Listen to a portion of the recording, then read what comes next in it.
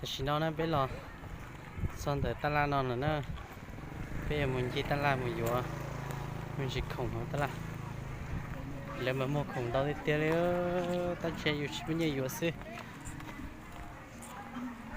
mấy cậu kê uống non lần đâu sắp ra đi nè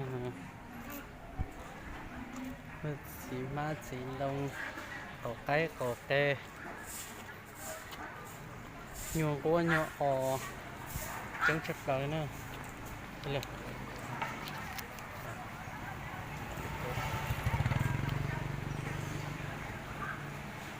nè khai chống sắp ra rồi cho coi tí nha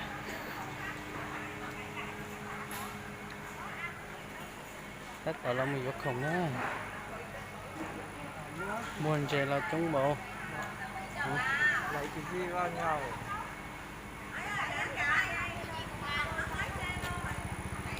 cá nên dễ chống cân cầu đấy nữa đây là ra xếp thế mình chỉ tận nó nè chỉ tận nó sẽ vô chỉ tận nó nè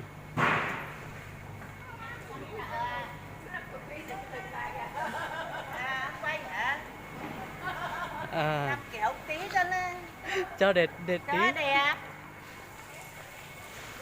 thảo dáng một tí chứ sẽ vô khổng nó có sẽ vô chỉ đi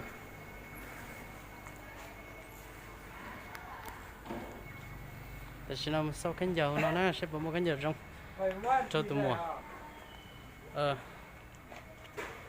cái xe cánh giờ là bé mình sao phải nó bé bé rồi nè không biết nè cánh giờ đâu nữa nè cánh giờ rong chụp là đi tới xí tôi sẽ để chỉ mình nhớ vậy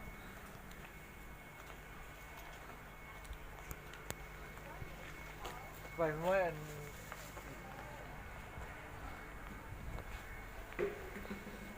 nấu mình vô khó khủng nó tao nó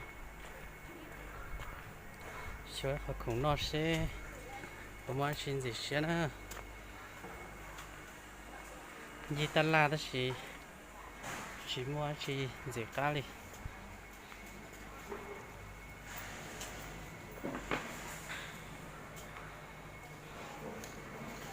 rau xíu xíu nào rồi quay nhìn nó có đẹp không nào đẹp mà à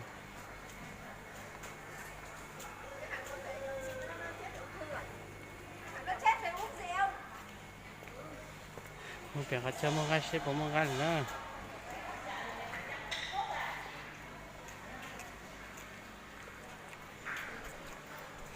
để một cái buồn nữa thế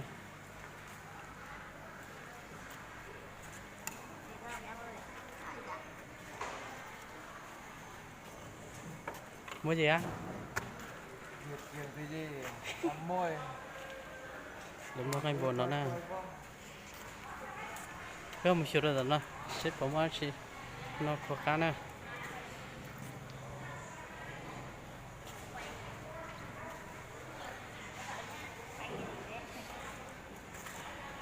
nó giống cái buồn heo sườn non con giò hả để cũng rõ tôm gì lúc không gọi đi thế nè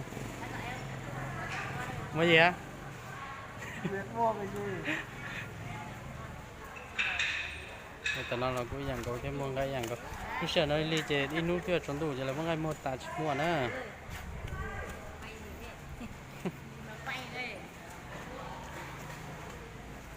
anh sẽ tái cần có nè coi để chia sẻ cho anh em biết ra mua đồ ăn ngon ế quá ta mua cho mua thịt đi mua chỉ miếng đi cho tao nói là mua cái nữa cái tao thiết chốt lại đi ta gọi thì là giờ bên gì ta là chỉ mua gà nhé biết mua cái gì lấy cái gì bán thích cái nhắm cái gì rồi làm cái gì tất tao sự东西là nó chỉ không cả hả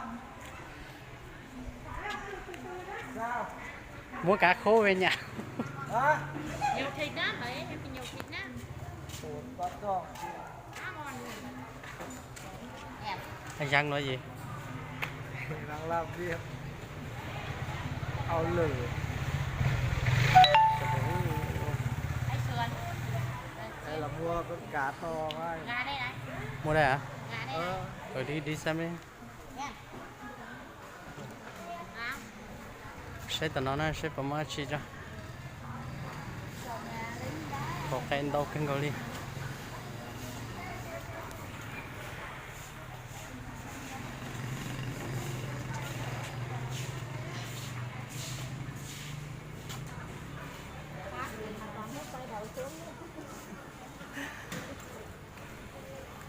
có giá trị nữa nhiều xí xưa đi mua cá đâu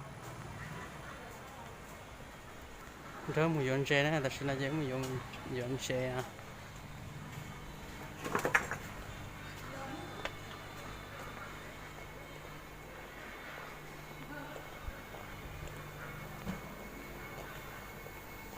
không tàu giá nữa hả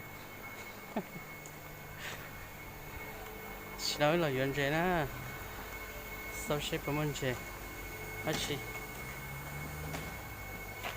tư là chống xe là chống nữa là dọn xe đâu cá nó cân mày một cao căn nó thế sẽ cá nên sẽ cá kinh cầu đi xe đó chọn xe đó dùng câu cơ đi cho nó dọn xe đó Cô có 50.000 em ăn cá ba sa không? Có. Ba sa cắt khúc ấy. Không. ở tuần non để kinh cầu đi nữa Đi bán cái nào ơi? Đấy em 25.000 một ký. không à Ông Thảo 25 cái đâu mà.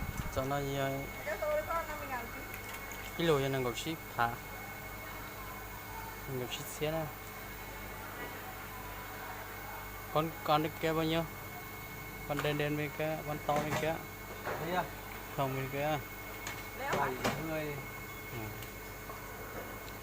Vẫn được không? Hả? Dạ, vượt chúng đi. chỉ chống cơ đi kia Em ấy bán 30.000 mà mặt hàng em 25.000. Cái này hả? Cái này em 65.000 được chưa? Bán giá bán lớn xỉ đó. rồi mình cần nó rồi cần chơi nó ta Bán mà. lấy cái này Em lấy con nào? Chị lấy con nào chị bắt đấy. cái căn của một cái lau có TL. nơi hay cho nó không chuyện Em đâu làm thì em về đấy. lấy tiền cho xoay ở chuyện đâu rong đi cân cầu nó Làm tới gì đi mà em về. Đó. Đem về. cháu sẽ chuyện đó vào trong đi nó trong cái khỏi là mua đồ dù kỳ không dù dù lấy xí ta sẽ nói dù tụi nó nè Được chưa? dù tụi nó lo sắp tới đi sẽ một chơi lũ nè cho nó tiền ăn chơi bản này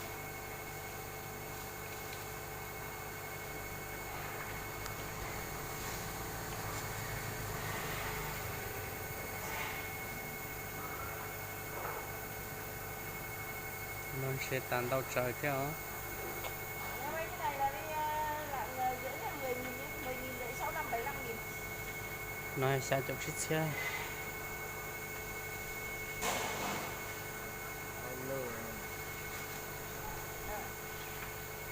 hôm nay thằng bạn áo xanh nói hắn lại đúng không Xay. Xay được. xanh nói nữa đi hắn giờ lấy tung trẻ kia nữa nè lo cơ còn vô trụ xí chính ta phải hỗ trợ này chụp không chưa nè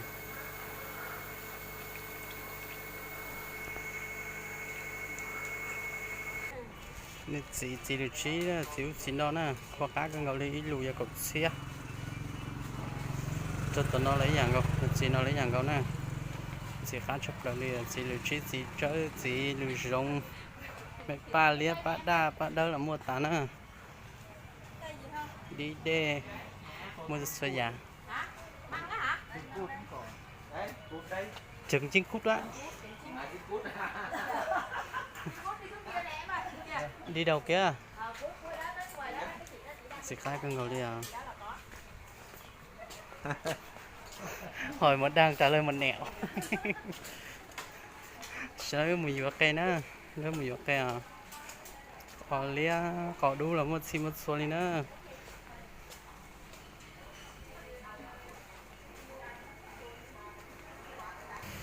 chỉ nào là dưới kho mà rau câu nữa nè, dưới kho rau câu cho mình xem chơi. Mua 1 ký đi. Kỳ bao nhiêu tiền? 20.000. Ôi nhiều quá. Rau chua hay là mua măng chua ngon hơn? Không Hả? ăn hết. Thế là thì mua ít.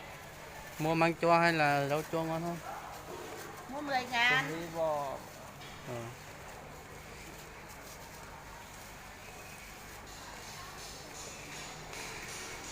Ta là lo cái cầu này là một khủng đông kia đi à, chỉ cho nó. Bỏ vào bọc cá luôn. Bò thêm bò. Xong không? Tất nhiên nó là dưới kho rau nó nhồng á, nghĩa là để rau sống cái không để rau chia này, rau nó nhồng. Tất nhiên nó là dưới cho cái nông mê á, tất nhiên chỉ có chờ mua là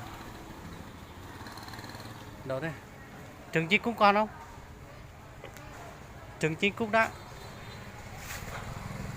Đây này. Quay để gửi về nước ngoài hả? Hả? Ừ, Quay để gửi về nước ngoài không? nước ngoài mà. Mà có 50 quả nó 30.000. Dược cái đó, tên nông, cái lợn đâu, cái ồ nè, cái nhà chợ đan nó nè, thì con nó cho một nó.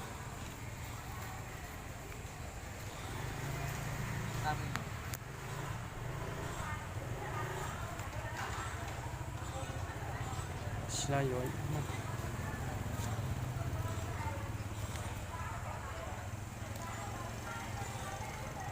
Lại mà bọc về cho nó cũ nè. Đây này. Ta xin lỗi bó nè. Bó cây nó, mở không nó. Đây này. Bó ra cái chút xíu.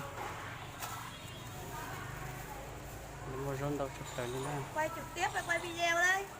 Video. Có cái vịt to bò vịt to ấy. Bò cũng một. Dạ, dạ.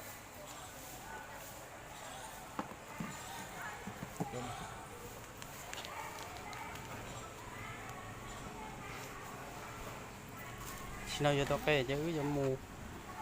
Xem gỡ từ con này một con tư là từ mùa thế. Đấy, tôi này tin cái một tư là như bé mình sẽ nó. Rồi. Tao khổng đó mình sẽ nó. Ơi, mua luôn chó chỉ lo luôn nó tao luôn nó đó. Chứ tao khổng chỉ là bé mình sẽ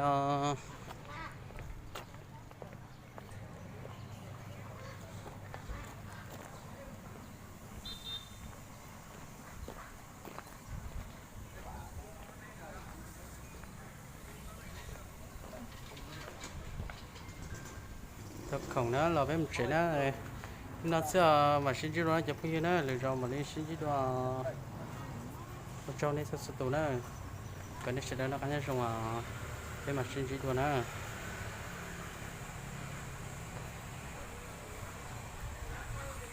Điện em gái.